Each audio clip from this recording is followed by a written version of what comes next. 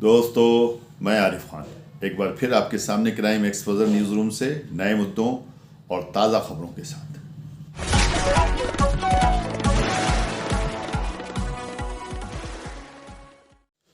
आकाश सक्सेना के विधायक बनने के बाद रामपुर को उद्योग नगरी बनाने की कवायद शुरू हो गई है। इसी सिलसिले में रामपुर जिलाधिकारी के साथ श्रीश भैया और अन्य उद्योग बंधु की मीटिंग हुई। श्रीश जी, आज डीएम साहब के साथ मीटिंग करी है आपने, क्या मामले था उद्योग बंधु को लेकर? ऐसा है कि उद्योग बंधु की मीटिंग हर महीने होती है। इसमें उद्योगों की समस्याओं को जान के उनका निराकरण किया जाता है। प्रदेश सरकार का इसमें इंस्ट्रक्शंस है कि व्यापारी को उनकी समस्या सुनी जाए। इसमें जो समस्याएं हमारी थी वो रखी हैं, उनके काफ़ी हद तक निराकरण डीएम साहब ने कर दिया और पूरा सहयोग का उनका इसमें हमारा है।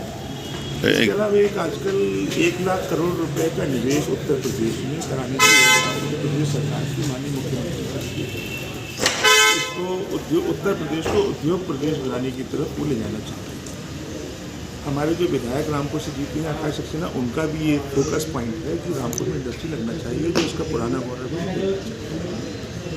उस दिशा में आज हमने और डीएम साहब ने मिलकर ये प्रपोजल किया है कि हम लोग 4 या 5 तारीख के आसपास एक बड़ी मीटिंग करेंगे जी, और उस मीटिंग में सारे इंडस्ट्रीज को बुलाया जाएगा।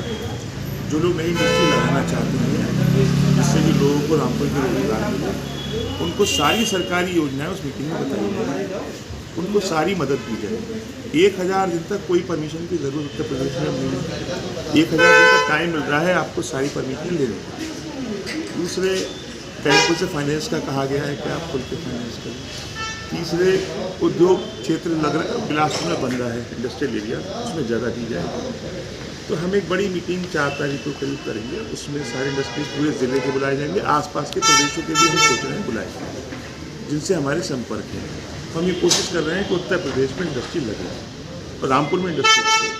तो उसके लिए आज ये प्लान हमने बनाया है, तो उसको हम जल्दी ही मतलब जो संभावनाएं व्यक्त की जा रही है पुराना स्वरूप वापस लाने की रामपुर को, वो उसकी तरफ हम लोग लगे हुए हैं, लगे हुए हैं। राजनीतिक रूप से भी और हमारे इंडस्ट्रियल ग्रुप की तरफ से भी, सब तरफ से हम लोग लगे हुए हैं।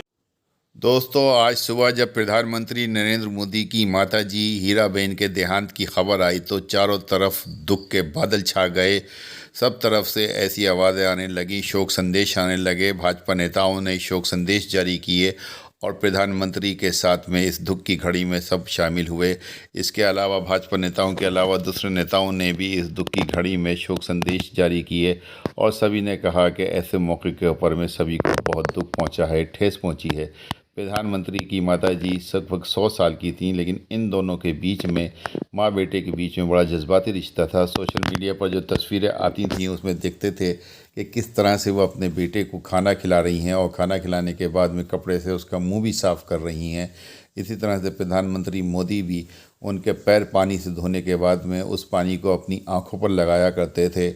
इतने बड़े देश का इतना बड़ा प्रधानमंत्री जब इस प्रकार के फ़ोटो उसके वायरल होते थे तो आम लोगों में तो संदेश जाता था कि हर बच्चे को, हर व्यक्ति को अपनी माँ के प्रति आदर करना चाहिए, उसकी इज़्ज़त करना चाहिए, क्योंकि माँ और बेटे के बीच का जो रिश्ता होता है वो बड़ा जज्बाती रिश्ता होता है और ये रिश्ता अगर ख़त्म हो जाए तो फिर दोबारा से ये रिश्ते नहीं मिलते। अब प्रधानमंत्री इतने बड़े आदमी होने के बाद भी जो अपनी माँ की इज़्ज़त करते थे तो ज़रूर ये उनका बड़ापन था। देखिए ख़ास रिपोर्ट हमारी।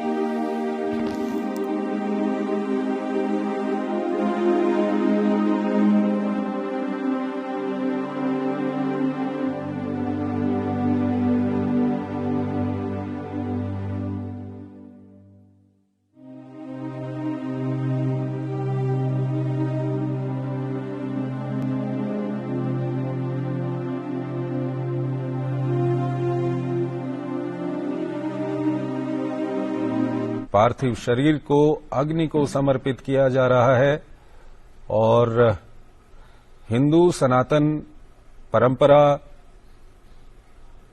हिंदू रीति रिवाजों में मनुष्य।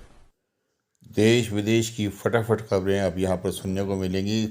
वीडियो को स्किप मत कीजिए। खबर है आखिर दोस्तों, तक भारत देखिए। के दुश्मनों के लिए बुरी खबर। अब 400 किलोमीटर तक मार कर सकता है हवा से दागे जाने वाला ब्रह्मोस मिसाइल। जी हां, दरअसल भारत ने एक और ब्रह्मोस मिसाइल का सुखोई से सफल परीक्षण किया है। पश्चिम बंगाल की खाड़ी में टारगेट पर साधा सटीक निशाना, 400 किलोमीटर तक इसकी रेंज है। ये कुछ तस्वीरें आप देख सकते हैं। ये ब्रह्मोस मिसाइल के एडवांस वर्जन का सफलतापूर्वक टेस्ट किया गया, जो कि समुद्री लक्ष्यों को भेदने में भी सक्षम है। अच्छा, चुनाव आयोग की एक अनोखी पहल, अब देश के किसी भी हिस्से में बैठकर आप वोट डाल सकेंगे। दरअसल इलेक्शन कमीशन की ओर से एक तरह का नया रिमोट वोटिंग सिस्टम तैयार किया जा रहा है, जिससे कि किसी भी शहर या किसी भी राज्य में दूर होने पर भी आप वोट डाल सकेंगे। 16 जनवरी 2023 को इस नए सिस्टम का डेमो आयोजित किया जाएगा। जैसे ईवीएम होता ना, उस तरह से इस सिस्टम का नाम है remote electronic voting machine, RVM, जिससे कि आप दूसरे शहर या राज्य में रहकर भी विधानसभा या लोकसभा चुनाव में वोट डाल सकेंगे। यानी वोटिंग के लिए आपको अपने गाँव या घर नहीं जाना पड़ेगा। और इसका सबसे बड़ा फायदा होगा दोस्तों, जो प्रवासी वोटर्स हैं, जो किसी दूसरे राज्य में रहते हैं अपने काम धंधे के लिए, तो उन लोगों को बड़ा फायदा होगा, है ना। अच्छा, अगली बड़ी खबर आ रही है, सहारा प्रमुख सुब्रत रॉय की बड़ी मुश्किलें। सेबी ने बैंक और डीमेट अकाउंट को भी सीज करने का आदेश दिया है। इससे पहले ही सेबी ने जून महीने में भी एक आदेश में सहारा ग्रुप की कंपनी और उसके 4 प्रमुख अधिकारियों पर 6 करोड़ रुपए का जुर्माना भी लगाया था। कई लोगों के सहारा ग्रुप में पैसे फंसे हुए हैं। तो देखते हैं अब सेबी की इस कार्रवाई के बाद और आगे क्या अपडेट आता मैं आपको बता दूंगा। अगली खबर आ रही दोस्तों की, साल 2022 में लोगों ने कोरोना को भुलाया, लेकिन अब हाल ही में कोरोना का माहौल वापस बढ़ा था ना, तो अब देखिए लोग बाग फिट रहने और मेंटल हेल्थ सुधारने के तरीके गूगल पर ज्यादा सर्च कर रहे हैं। अभी ताजा डेटा आ रहे हैं, क्योंकि दुनिया भर में कोरोना वापस बढ़ने लगा है। आप भी अपनी हेल्थ का ध्यान रखिएगा। अच्छा, अगला अपडेट आ रहा, मुकेश अंबानी जी की बड़ी घोषणा, नए साल में पूरे देश में होगा जियो का 5G नेटवर्क, हर किसी को मिलेगा लाभ। दरअसल रिलायंस इंडस्ट्रीज के चेयरमैन मुकेश अंबानी की तरफ से यह बड़ा ऐलान किया गया, साल 2023 में हर जियो यूजर को 5G सुविधा मिलना शुरू हो जाएगी। वैसे रिलायंस कंपनी में 20 साल हो चुके हैं मुकेश अंबानी के, और इस दौरान डेटा देखिए आप, रिलायंस का मार्केट कैप 54 गुना तक बढ़ा और अभी जियो टेलीकॉम सेक्टर में नंबर 1 पर पहुंच गया है। अंबानी की बात हो ही रही तो देखिए अंबानी फैमिली से भी एक अपडेट आ रहा है कि अंबानी के बेटे अनंत की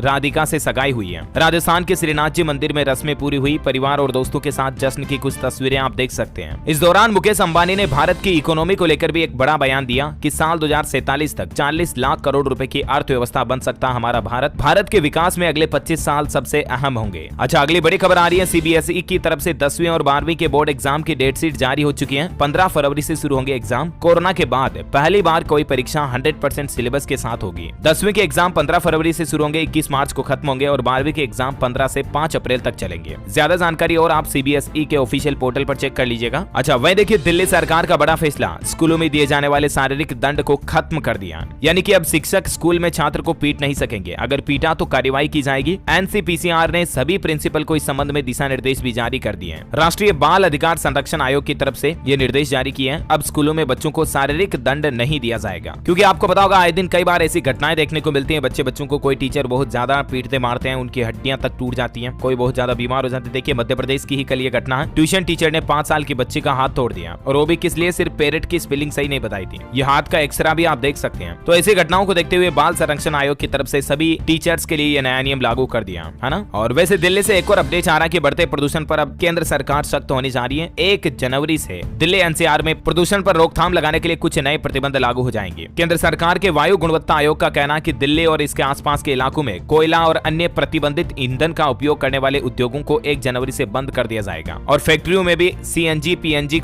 कोई परीक्षाओं को लेकर एक रिसर्च सामने आ रही है। तकरीबन 1250 महिलाओं पर मेडिकल रिपोर्ट पर यह शोध किया गया, प्रेग्नेंट महिलाओं पर, जिसमें यह पता चला कि जो महिलाएं गुटखा तंबाकू वगैरह खाती है ना, उन गर्भवती महिलाओं में खून की कमी देखी गई और उनका शिशु भी कमजोर पाया गया। जी हाँ, ये बात सुनने में थोड़ी अजीब लगती है कि महिलाएं ऐसी चीजें नहीं खाती है, लेकिन आपको बता दूं डेटा कहता है कि महिलाएं भी काफी ज्यादा धूम्रपान वगैरह करती है। छत्तीसगढ़ राज्य का ये डेटा सामने आ रहा, तो प्लीज स्पेशली प्रेगनेंसी टाइम में माताएं बहनें ऐसा ना करें तो बेहतर है। अच्छा, मैं देखिए न्यू ईयर जश्न को लेकर अलर्ट आ रहा कि अगर आपने शराब पीकर गाड़ी चलाई तो फिर आपको पैदल घर जाना पड़ेगा, क्योंकि पुलिस प्रशासन इसको लेकर सख्त हो गया और आपकी गाड़ी भी जब्त कर दी जाएगी। वहीं देखिए छत्तीसगढ़ में 49 पैसे बढ़े बिजली के दाम, और मुख्यमंत्री ने इस महंगाई का ठीकरा भारत सरकार केंद्र सरकार पर थोप दिया। छत्तीसगढ़ के मुख्यमंत्री भूपेश बघेल बोले कि महंगे विदेशी कोयले के इस्तेमाल के लिए हमें बाध्य किया जा रहा। 4 महीने में दूसरी बार ये राज्य में बिजली के VCA चार्ज को बढ़ाया गया, और अब दिसंबर जनवरी वाला जो बिल आएगा ना, उसमें आपको प्रति यूनिट 49 पैसे ज्यादा देने पड़ेंगे। छत्तीसगढ़ राज्य में तकरीबन 55 लाख से भी ज्यादा उपभोक्ताओं को ये महंगाई महंगाई का बड़ा झटका लगेगा, है ना। और छत्तीसगढ़ से एक और अपडेट आ रहा है कि भाटापारा से दुर्ग तक रेलवे ने एक सर्वे किया है और 130 की स्पीड के लिए पटरियों के किनारे फेसिंग भी लगाने जा रहा है रेलवे, और अगले महीने से ट्रेनों की स्पीड बढ़ जाएगी। अच्छा वहीं देखिए बड़ी खबर, बिहार में बनेगा देश का पहला डॉल्फिन ऑब्जर्वेशन सेंटर। पर्यटक करीब से डॉल्फिन मछलियों का आनंद ले पाएंगे। गंगा नदी पर सुल्तानगंज आगुवानी घाट के बीच पुल का काम जल्द चालू हो जाएगा।